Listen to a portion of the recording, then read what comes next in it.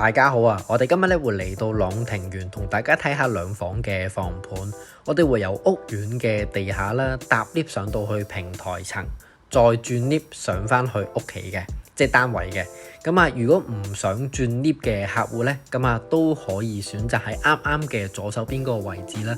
咁啊可以直接搭 lift 上到去你嘅單位樓層嘅。咁點解要轉 lift 咧？一嚟我哋睇樓要登記啦，二嚟咧就係呢個花園嘅平台咧，其實都幾多綠化，幾靚嘅。咁我都好想帶大家去睇一睇。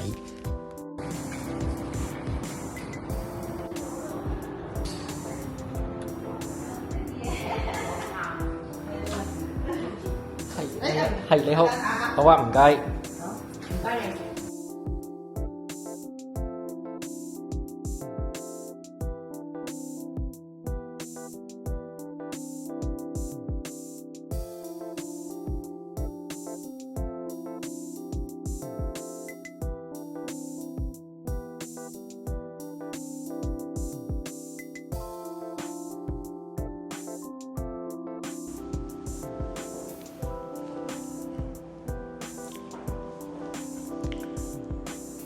大家好啊！我哋今日咧嚟到朗庭園，同大家睇一個兩房嘅放盤。呢個放盤咧實用面積係422尺，業主家最新嘅叫價咧係438萬。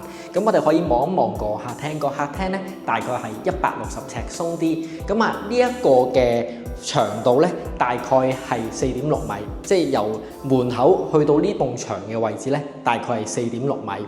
咁呢個闊度咧大概係3米，咁啊，成個客廳唔計窗台嘅位置咧，就係160尺鬆啲。咁而呢個客廳咧，仲有個優點就係可以做到個對流窗嘅。